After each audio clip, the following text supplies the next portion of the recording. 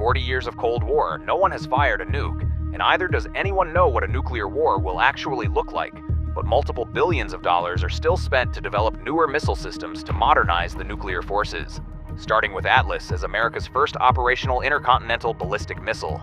The Atlas program went through multiple prototype iterations until these operational versions became available. These were SM-65D Atlas, 65E, and 65F. Each version is better than the previous ones, with the main goal to speed up launch sequence by saving about 5 minutes faster, and both of which were stored horizontally and had to be raised to a vertical position before being fueled. But the program proved immediately that liquid oxygen logistics would kill any weapon system that needed it in the field, because the missile used cryogenic liquid oxygen oxidizer that had to be loaded right before launch, and the fuel would boil off if you waited too long. And this makes daily alert mission an incredibly expensive operation. The Air Force deployed roughly 100 Atlas missiles across multiple variants starting around 1959, with some in above-ground coffin launchers and others in early hardened structures. But the whole system was vulnerable because you couldn't keep an Atlas on alert for more than a few hours without losing fuel, and the fueling process itself took so long that Soviet missiles could hit the sites before the Atlas could launch in an actual nuclear war. The program came out of early 1950s development with massive research and development costs that got buried in broader Air Force budgets without modern cost accounting. So exact figures are nearly impossible to reconstruct without going into National Archives records and early Strategic Air Command documents that don't exist in standardized formats.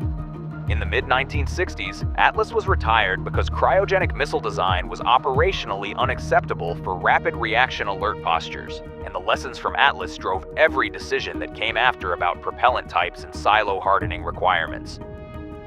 The second ICBM replacement program was the Titan. The main goal of the Titan program was to fix the liquid oxygen problem from the Atlas, while it can carry either a 3.75 megaton W-38 warhead or a 1.44 megaton W-49 warhead, with a 6,300-mile engagement distance.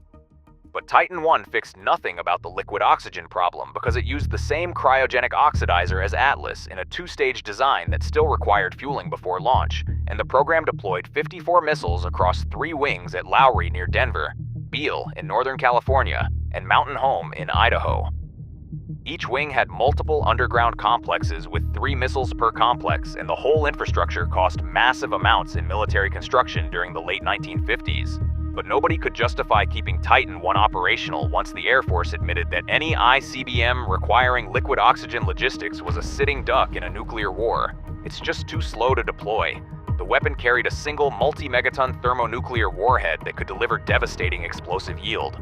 But the operational readiness problems were so severe that Titan I got retired in the mid-1960s after less than a decade of service. At this point in history, the military threw away hundreds of millions in development and construction costs because they'd designed the wrong missile for the wrong operational concept.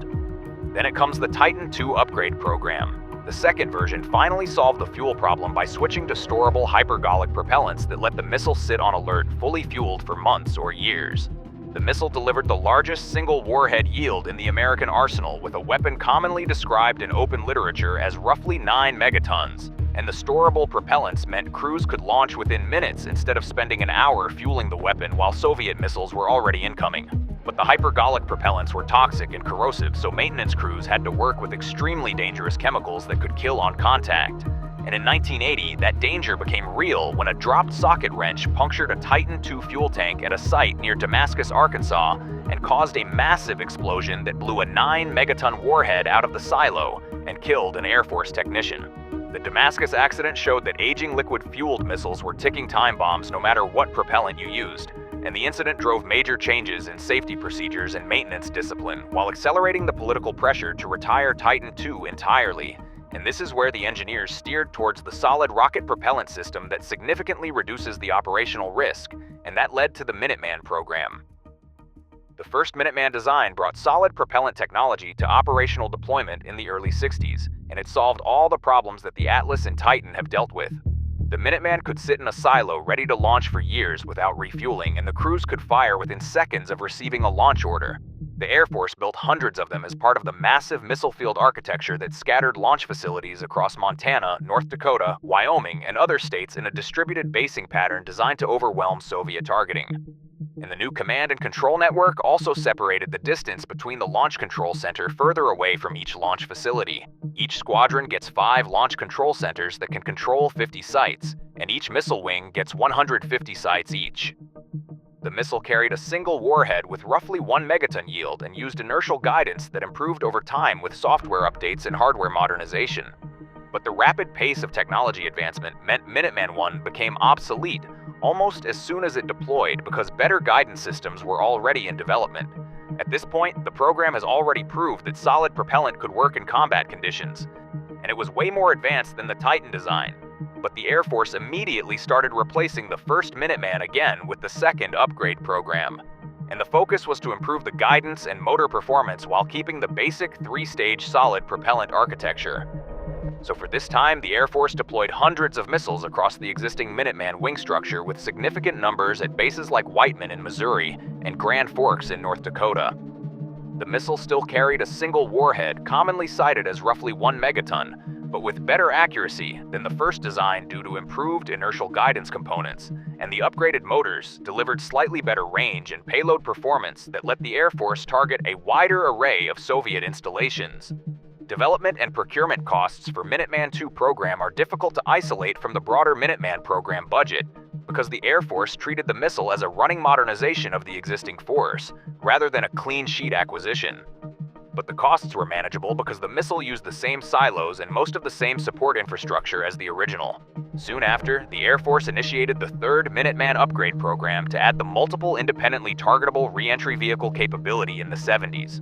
So one missile could carry multiple re-entry vehicles with independent warheads like the Mark 12 or Mark 12A that could hit different targets, and the weapon became the backbone of the American Intercontinental Ballistic Missile Forces with roughly 450 missiles across the country. The idea was to spread out the launch facilities so even a successful Soviet first strike couldn't take out an entire missile base. However, per Nuclear Non-Proliferation Treaty, and as part of the obligations under the New START Treaty, the US ended up converting the Minuteman back to using just a single re-entry vehicle system. So by now, the Minuteman III program has undergone continuous modernization over just 5 decades to replace propulsion systems, newer guidance computers, and newer everything to recapitalize aging infrastructure. In addition, the new React console system significantly increased retargeting speed and tidy up the ergonomics inside the capsule without a bunch of equipment all spread out far apart. Nuclear missiles can now be utilized like conventional artillery, shifted from one target to the next. And the cumulative cost of these modernization efforts easily exceeds the original acquisition cost, because sustaining a Cold War weapon system for 50+ years means you eventually replace every component multiple times. But the Minuteman has always had its strategic vulnerability as the Soviet was also advancing its nuclear strike capabilities during this time, and that led to the Peacekeeper program in the early 70s. While the Minuteman III can carry up to 3 warheads, the Peacekeeper missile takes the concept further and it can carry up to 10. The missile was designed to destroy hardened Soviet missile silos and command bunkers that Minuteman III in theory couldn't reliably destroy. Peacekeeper carried up to 10 W-87 warheads in Mark 21 re-entry vehicles with a circular error probable around 90 to 100 meters. That combination of accuracy and 10 independently targetable warheads meant a single missile could theoretically eliminate 10 hardened Soviet targets in one hit. But building the missile was the easy part. However, the real headache was figuring out where to put it. The Air Force kept coming up with ideas to hide or protect the missiles, and kept failing. First, they wanted to shuffle missiles between hundreds of fake underground shelters across Nevada and Utah so the Soviets couldn't tell which ones were real. But the plan was too expensive and people in those states didn't want to host it. Then they tried clustering missiles close together, betting that incoming Soviet warheads would blow each other up before hitting anything, but Congress thought that sounded crazy and refused to pay for it. Finally, they tried putting missiles on trains that could scatter across the country during a crisis, which has a huge security risk, and eventually gave up on that too. After burning through billions of dollars and years of work on ideas that never went anywhere, the Air Force basically shrugged and dropped 50 Peacekeepers into old Minuteman launch tubes in the ground. The missiles themselves worked great, but they were expensive to keep running because they needed special equipment nothing else used. By the mid-2000s, all 50 were retired. But long before that, there was another program called the Midgetman 134A that many people have forgotten.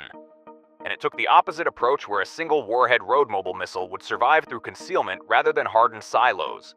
If the system needed to move on, these 8-wheel drive, hard mobile launcher, which most of these vehicles would normally remain on bases, only being deployed in times of international crisis when nuclear war was considered more likely. The hard mobile launcher was radiation hardened and had a trailer-mounted plow to dig the launcher into the earth for additional nuclear blast protection. It could be set up and relocated rapidly after detecting an enemy missile launch. And if an enemy wanted to destroy it, they'd have to carpet the entire area around its last known position with multiple warheads burning through a massive chunk of their arsenal with no guarantee of actually killing all the missiles. And if they did that, the US would still have enough forces keeping nuclear deterrence intact.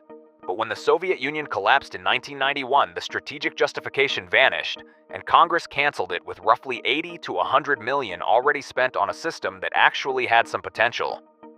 The next replacement program was initially known as GBSD, the Ground-Based Strategic Deterrence, and later the missile itself was named the LGM-35A Sentinel. The new missile can carry the modernized version of the current W-87 warhead that is designed to be more reliable and secure. The Air Force plans to procure 634 Sentinel missiles, along with 25 additional missiles for development and testing to support the deployment of 400 operational missiles. The program initially plans for the modernization of 450 silos and more than 600 facilities across approximately 40,000 square miles. However, it was later determined that existing Minuteman silos could not be adapted for the Sentinel. And that means the military needs new launch tubes to be constructed at significant additional expense not accounted for in the prior acquisition costs. This construction effort requires the Army Corps of Engineers to acquire thousands of miles of new easements to lay hardened fiber optic cables that will connect the silos to a more modern digital command and control network. In 2024, U.S. Air Force announced that the Sentinel program will exceed its original budget estimate of $95.3 billion by at least 37%, and that roughly pushes the total cost to over $125 billion with at least 2 years delay. And later, this estimate was raised to $140.9 billion following a Nunn-McCurdy review. Basically, they can either continue or terminate the program. Long story short, the program acquisition unit cost rose from an estimated $118 million per missile in 2020 to about $162 million as of December 2023. This increase was primarily due to rising costs in command and control systems and missile silo redesign. While the program is struggling with significant cost increases and construction delays, the ultimate plan is to replace all 400 active Minuteman missiles one for one to keep the land-based leg of the nuclear triad operational through at least the year 2075.